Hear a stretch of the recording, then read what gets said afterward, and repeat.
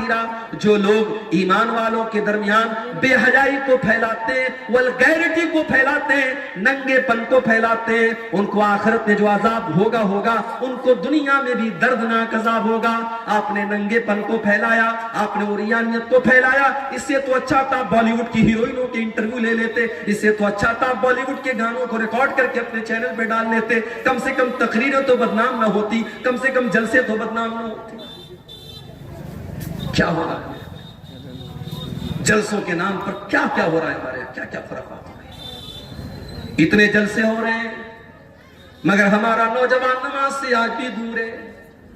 अल्लाह ने फरमाया ला तुल्हिकुम अमवालुकुम वला औलादुकुम अन ज़िक्रिल्लाह, माल के चक्कर में तुम अल्लाह को भूल न जाना, औलाद के चक्कर में तुम अल्लाह को भूल न जाना।